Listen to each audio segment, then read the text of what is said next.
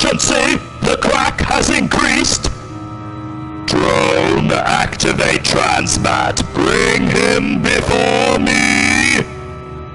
What is happening? Dalek Khan, become the savior of the Daleks!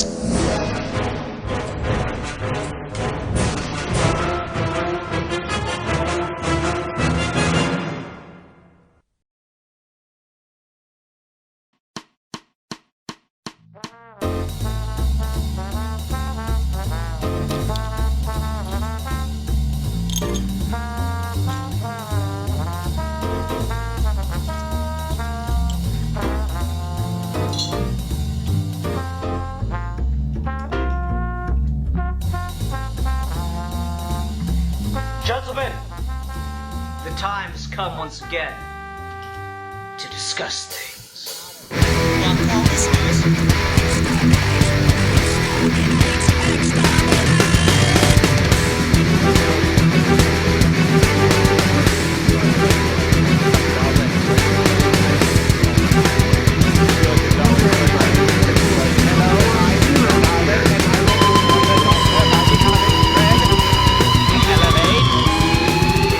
Okay, let's go ahead and use this to transition. Hi everyone, welcome to another episode of Geeky Gentlemen. This is another fan film review. I'm Sid2. I'm joined today by Ben Thompson, aka Mr. Cool210, who is our special guest. And as always, with me here for these fan films and reviews is Rasco of Rasco's Modern Life. Hello, gentlemen. Hi.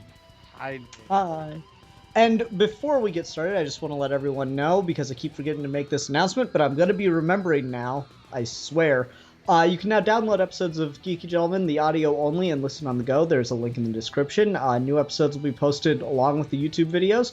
And if you leave a comment on an older episode, I will post that as well. And so you older win episodes... $1 million! No, don't tell them that, because I do not want to be in debt to my subscribers. Too late. Yeah, fuck, shit. Alright, fine, you win $1 million. God damn it, Ben. And we'll It's make coming the out of Mexicans your pay ass. for it. What? We're gonna make the Mexicans pay for it. Hey, I'm the Mexican. You're gonna pay for it then, I guess. You bastard. Okay, anyway, so we are reviewing a Doctor Who fan film today that is really, really interesting, and I needed to bring a guest on because I needed someone else familiar with Doctor Who canon because of just how damn, like, ingrained in the new Who canon this is, and to an extent the old Who. So that's why Ben is here, and today we are talking about the fan film Dalek Tales, The Dalek That Time Forgot by Lee Adams. Yes. Indeed. We are.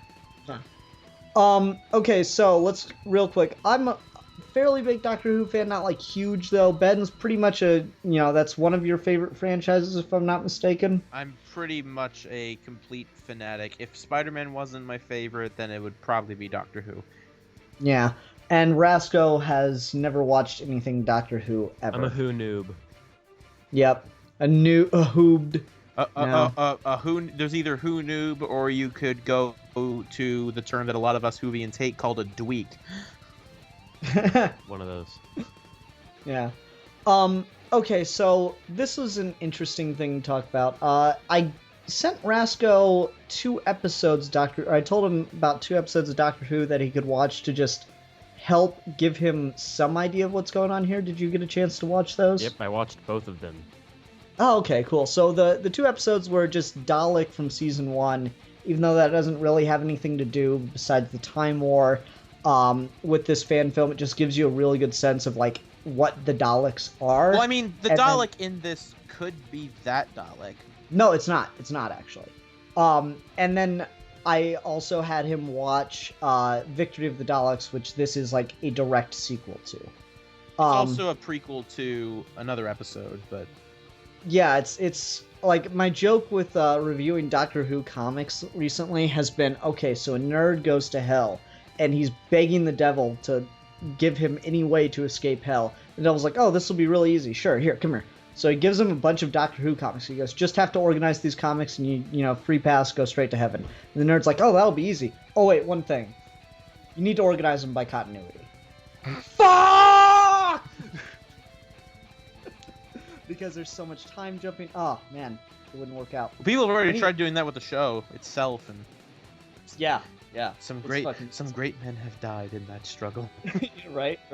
So anyway, this is all over the place. This has a lot of continuity, and I think the best thing to do, just to clear up any questions beforehand, is just try to talk about from the very beginning where this fits in continuity.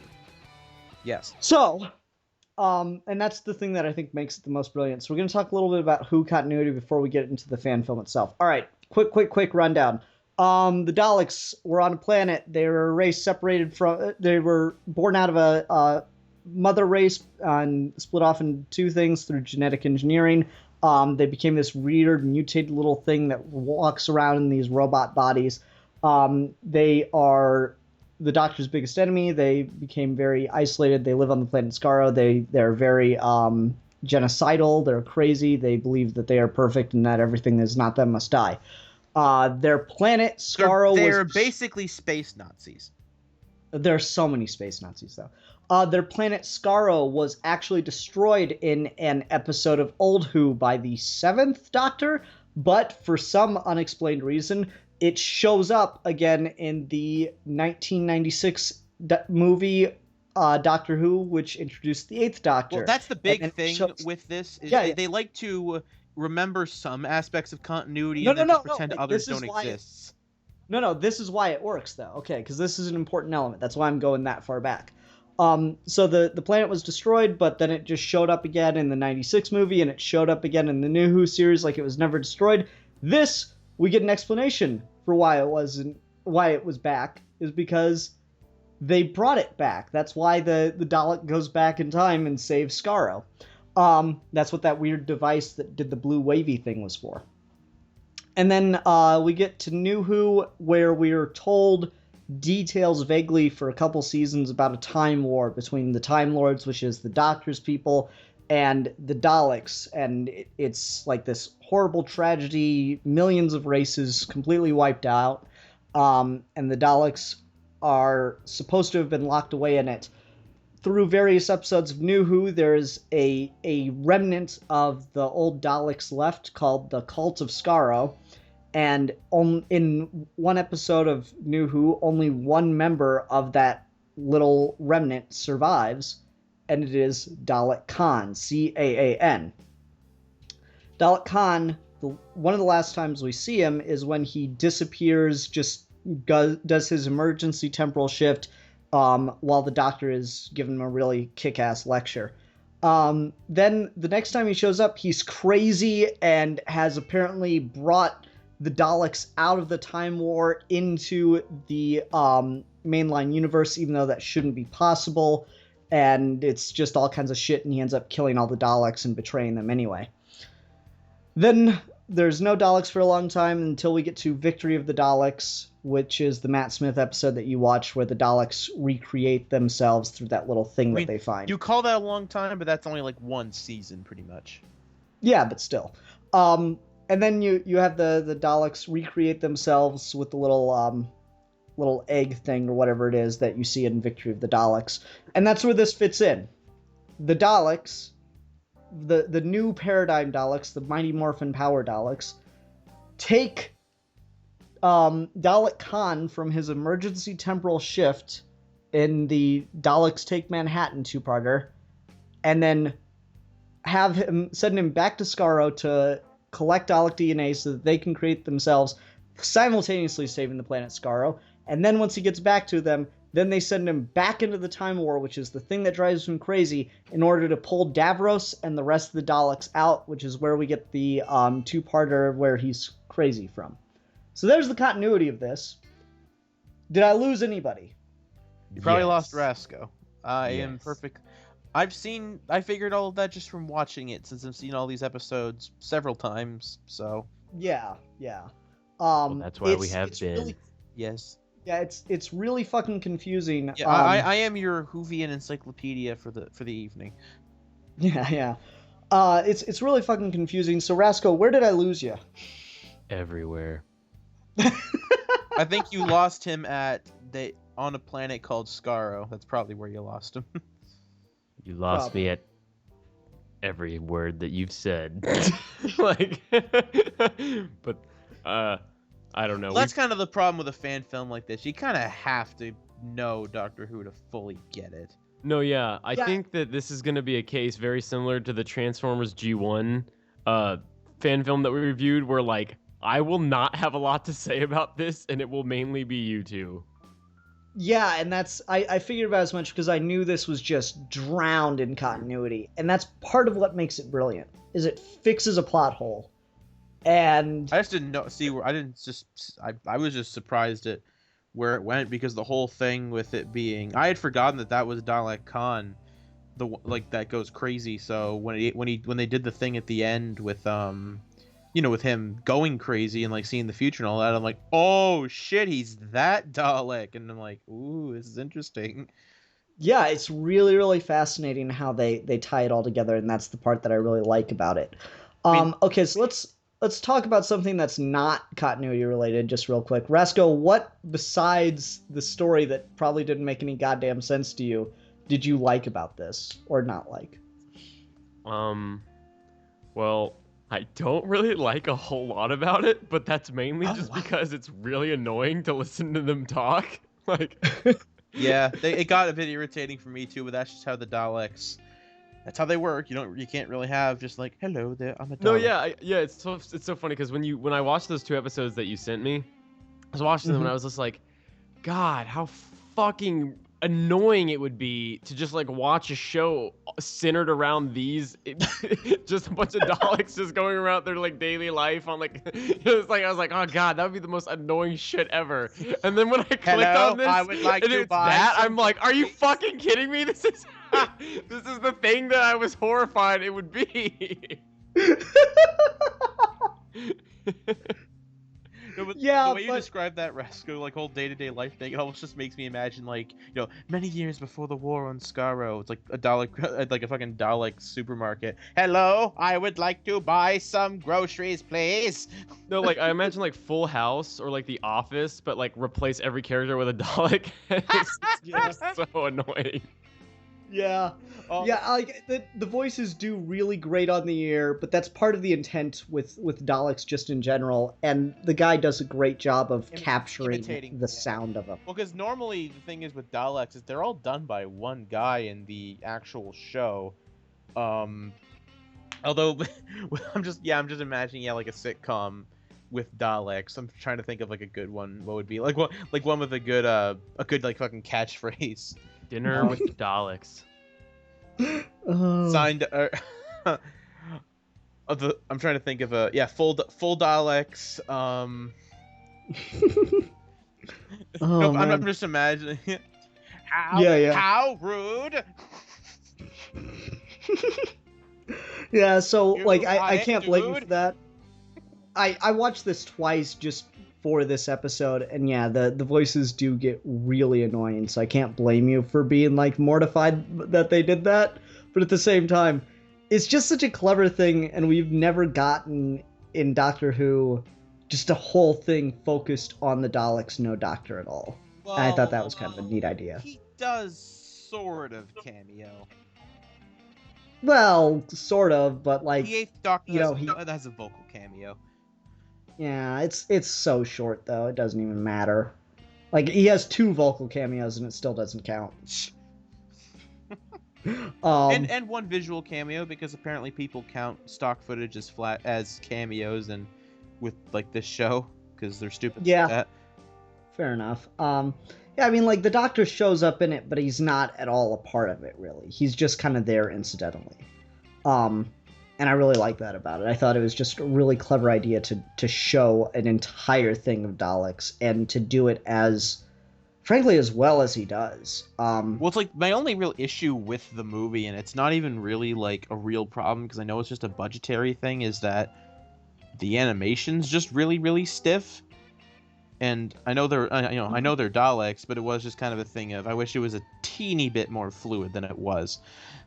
See, I don't think it's stiff. I think I think it's got a really bad frame rate. That might be more so what it is then, yeah. Yeah, it looks like it's dropping frames every so often to me, like, because there are just times where they're like, yeah, kind of jittery. and I think it's just got a low frame rate. I will Rasko, only play my games at 30 frames per second. yeah.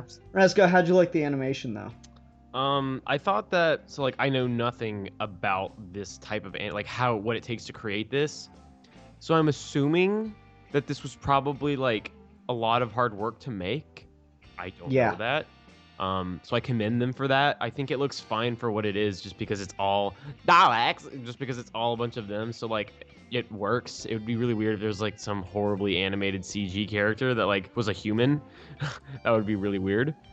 Davros doesn't look great when he shows up. He's the guy that's like, you know, a humanoid kind of dude in Dalek body. He doesn't look great, and I don't love the what would you call them? Just the Daleks themselves removed from the suit. The squid thingy. I don't think that looks great when we see it, but it's not terrible. It looks like you know, a CGI Doctor Who thing. Well, what's funny thing is this is actually better animated than some of the official like 3D animated Doctor Who things they've done.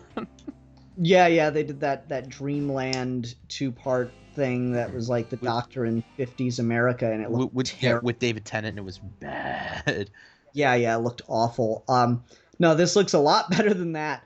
I do think some of the models and stuff, I just think it looks a little too clean. Everything's a little too pristine and perfect. Yeah.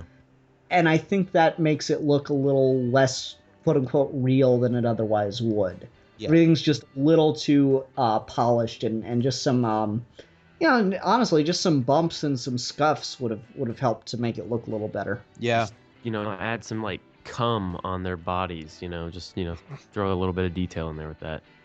Yeah. So no, I think the animation. Now I want to see a Dalek sex tape.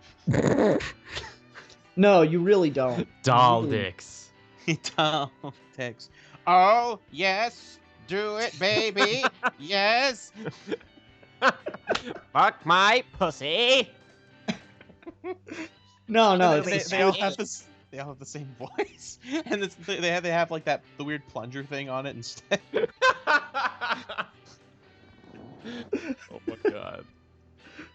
Oh, I mean, man. I've seen it all, because there's one of the funniest videos I've seen on YouTube was like someone made a Dalek relaxation tape.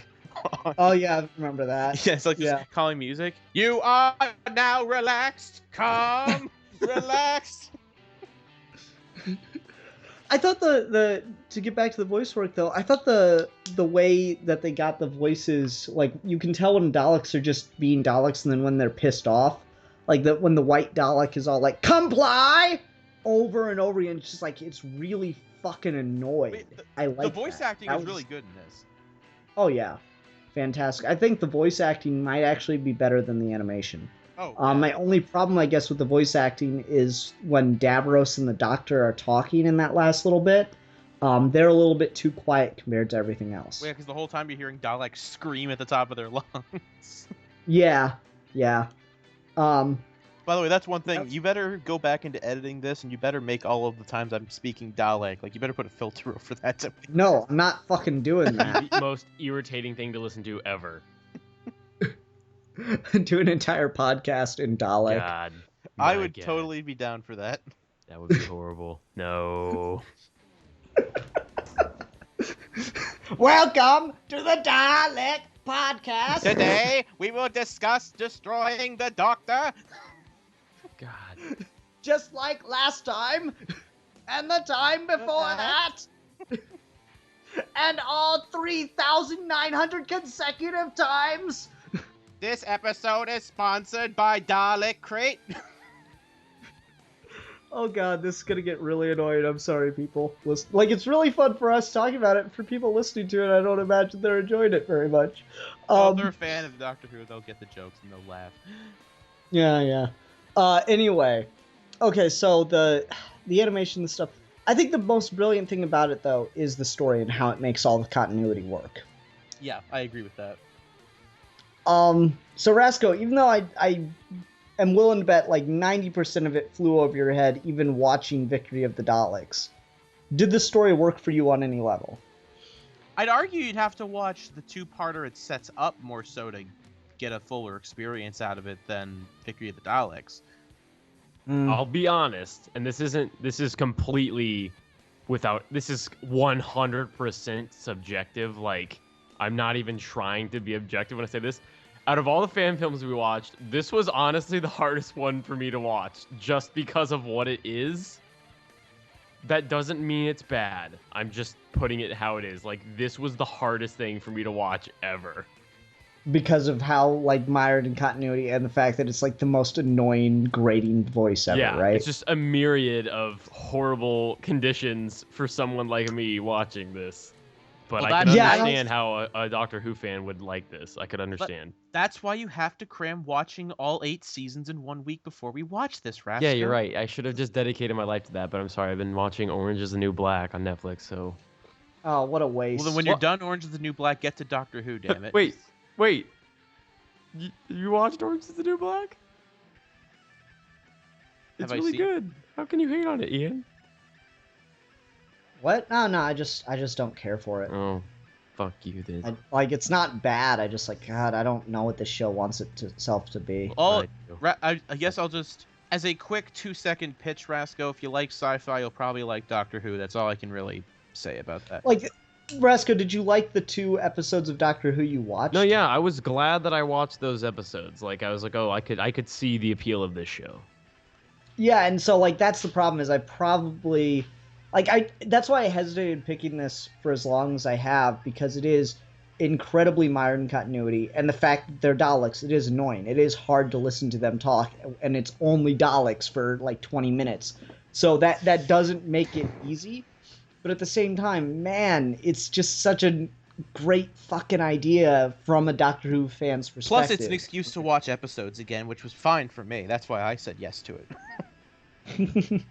Yeah, and that's like it's just this perfect little thing. It's like, and it happens so rarely with fan films. This is one of like 2 or 3 where I can actually go, okay, this is canon, right? Yeah. Like, no one has a problem with this being canon. They're never gonna fucking explain what really happened. Yeah, I mean, it's fucking Moffat and Davies. He's never gonna acknowledge that Davies' continuity ever fucking happened. So it's perfect to do it this way. Well, he did in season 9, but...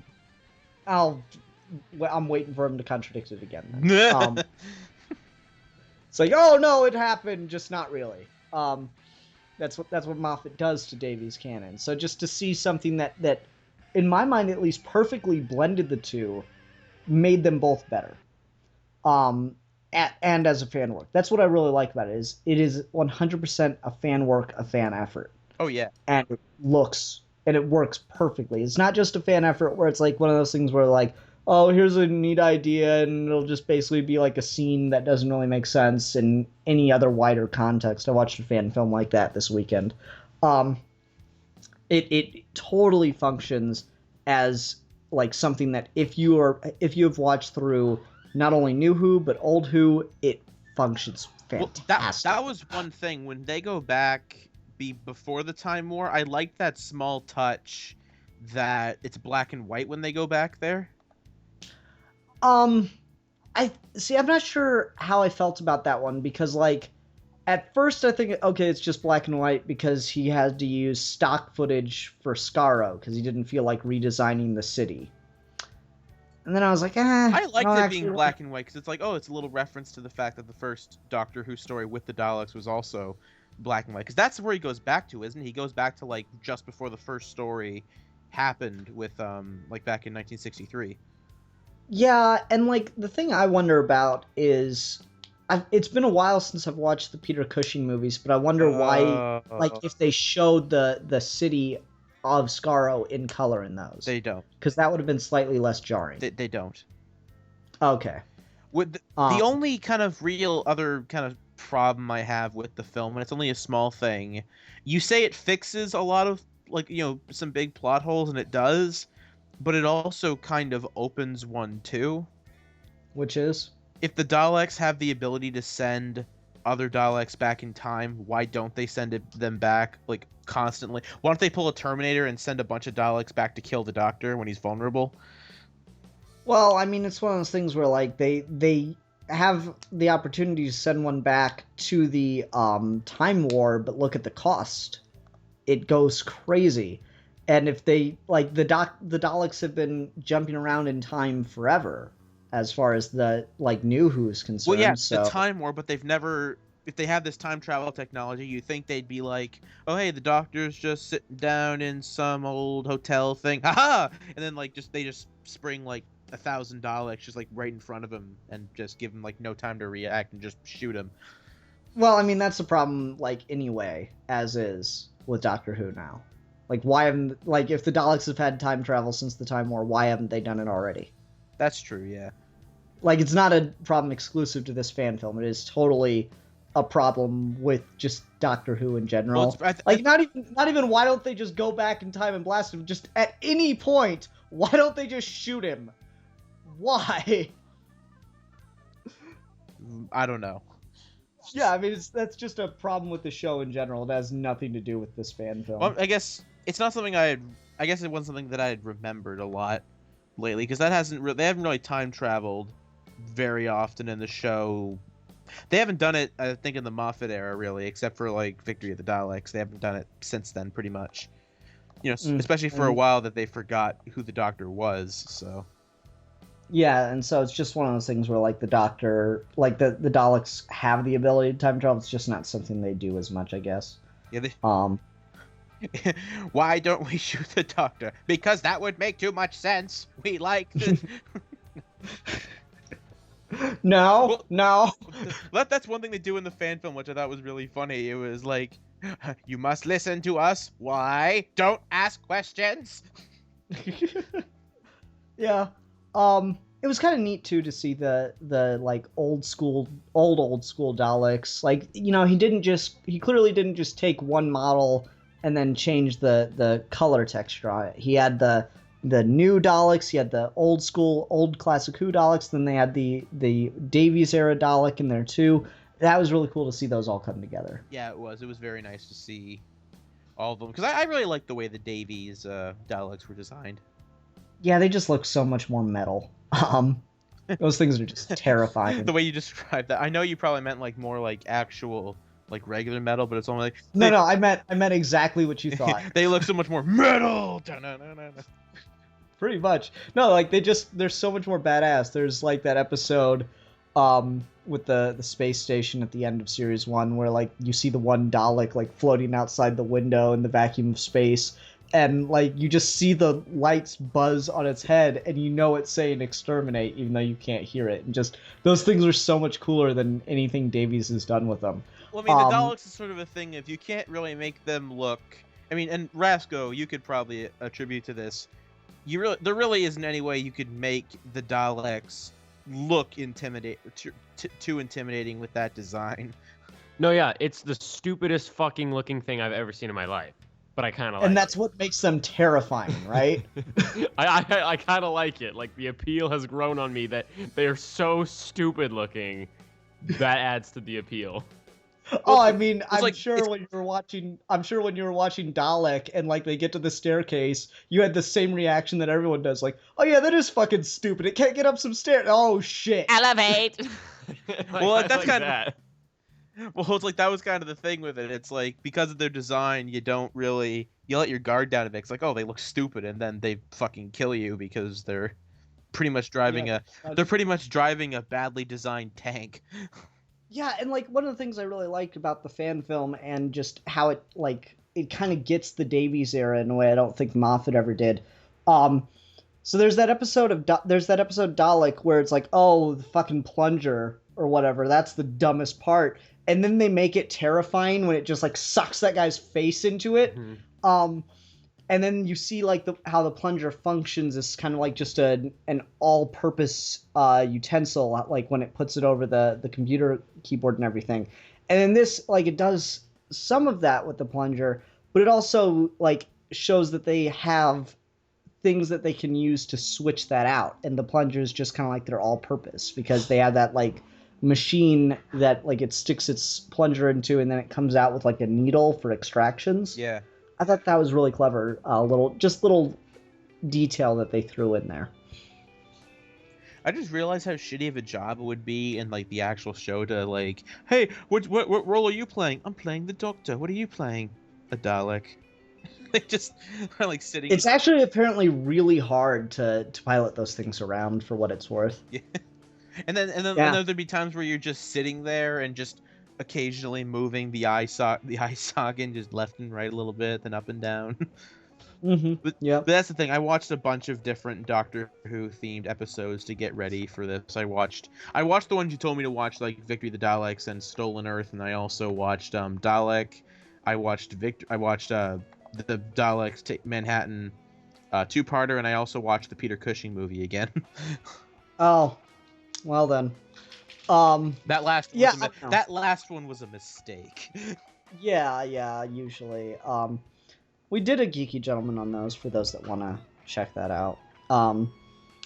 Yeah, I don't know. It's a hard thing. I'm a little disappointed you didn't like it more than you did, Rasco. Like, I really hoped that some part of it would transcend it for you, would transcend the not knowing what the fuck is going on and having to deal with annoying voices. But I knew in the back of my mind that probably wouldn't Well, that's the happen, thing. Like, that's the thing. You really... With some fan films, you can kind of watch them and not be familiar with the material and still get some kind of enjoyment out of them. But with this, you kind of have to not only be a fan, but you kind of have, unless you're like watching the whole series again and watching the episodes necessary again, you kind of have to be a mega fan like me to fully appreciate it because of all the references and all the continuities and all that sort of stuff. Yeah, I tend to agree. This is like definitely for fans. This is not accessible to the outside world whatsoever, unfortunately. Like, I could only imagine if Rasco watched this without watching those two episodes. Oh god, if he would have done that, he would have been even... Yeah. I would have been like, what the fuck are these garbage cans? Like, what the fuck am I looking at? So at least you had some background going to it. Yeah, at least he had some background. That's good to know. Yep. And now it might be an excuse for him to watch more of Doctor Who, hopefully, because... It would be interesting if watching those two episodes made you interested in Who, and then you watched through all of it and then went back to this. I'd be interested to hear your thoughts. Maybe I'll give it a go after Orange is the New Black, after I've watched all that. Yeah, good luck with that. Don't bother going with Who. People think like, oh, you gotta watch... Just bother with the new Who stuff. You don't have to go back and watch all like 50-something seasons of the classic series. Yeah, don't do that to yourself. I've done it to myself. It's good for someone like me who's a fan, but there's gonna be a lot of bad episodes and small instances where you're gonna get pissed because certain episodes of that show are missing. So yeah. Okay, well, I think that'll probably do it. Did anyone else have anything else they wanted to bring up about this fan film? There really isn't much to say about saying like how really kind of clever it is for being so tied in with continuity. Mm-hmm. Like, you can't really get like an hour. I mean, this isn't like an in-depth 2-hour long like. No, we don't do 2 hour longs on fan. The character of Dalek Khan. He went through so many different character arcs, and he was such a no. Actually, no. I will talk a little bit about the character of Dalek Khan because he is this like really interesting character. The way he's set up as like the most like fundamentalist of the Daleks. In the series of the Cult of Skaro, and then like seeing him go mad.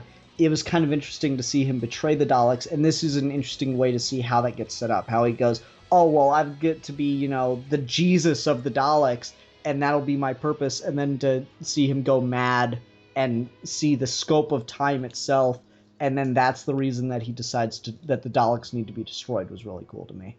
Well, it's kind of weird with that show, because it's like, every time the Daleks need to try to create some big super weapon that's like actually allowed to try to help them win, it always turns on them and ends up fucking up their plans.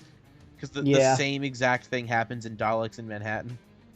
Mm-hmm. I did like seeing the Nightmare Child, because that's like the one like phrase you hear Tennant using over and over again throughout the entire series is, oh, the Nightmare Child, and da-da-da-da-da. And it's like, what the fuck's the Nightmare Child? It's just a giant Dalek out of the suit. That's really cool. Yeah, that is very cool. I did appreciate the use of the clips when he was going crazy. Like, they pretty much show a bunch of clips from the episode, and I even like the filter on it. The filter actually made it look pretty like it was something Dalek was seeing. Yeah, exactly. Yeah. So that stuff was really cool, and I really like it, because all we hear from Dalek Khan in the two-parter and, the Tenet season, is that, these really vague things, and so to use the clips shows that Davies was actually thinking about what he was doing, or what he was writing for Dalek Khan, so that was pretty clever. Yeah, that'll do it. Let's go ahead and do scores. Razgo, why don't you go first and set the mood? I don't know, this was really hard, because typically with all the past fan films we've done, I've rated them, I've tried to, give them more of, an objective rating of, what I think, if they're actually good or not necessarily how much I like them. So why don't you go for 2 scores? Okay. One, how much you enjoyed it, one, how much you think that it is objectively good. So on a scale of 1 to 5, and how much I enjoy it, I give it 1 plunger arm out of 5, and then for how good I think it is, I imagine that if I was a Doctor Who fan, I would find it like a 3 plunger arms out of 5. Okay. Ben, how about you? I give it 4.5 Dalek sex tapes out of 5. Great. That breaks the rules, but I'm gonna give it to you anyway. Okay. Yeah, Ben, I'm tending to agree with you.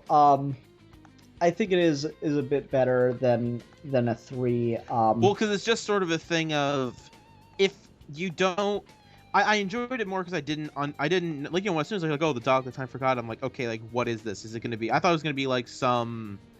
Well, when he was in the past, I thought it was just going to be sort of a thing of, oh, he's just stuck there or something, and then they were going to pull some twist, and it's like, oh, there was a twist, and the twist was something that I didn't see coming, and I'm like, oh, this really strengthens. Because a good fan film is something that can also strengthen the source material, and that's what this did, because it made something so good. It's like, yeah, this makes complete sense. I can consider this canon. Yeah, that's where I'm at too. So I'm gonna give it a 4.5 out of 5. Blinky lights that signify talking. Yeah, that's a fairly good score for me. That I really did enjoy this one. I think it's really well done. Rascal, what are we gonna be talking about next time? Next time, we're going to be talking about Truth in Journalism, a short film by Joe Lynch, which is an Eddie Brock / Venom short film. I've seen. I've seen that. Yeah, cool. I just watched it yesterday, the first time, and it was awesome. So. And then we find a way to put Daleks all through that fan film. God. All right, Ben. Then again, the loud noise would probably get Venom away from the Dalek. Oh my God! There we go. Venom versus a Dalek. Dalek wins every time. Oh shit! You're right. It's because of the loud noise. I am Venom. I am a Dalek. Ben, thank you very much for joining us. This was a lot of fun. Until next time, everyone, I'm the Philosopher. I'm the Squampus. And I'm the other guy. And we are your geeky gentlemen. And we will be discussing things!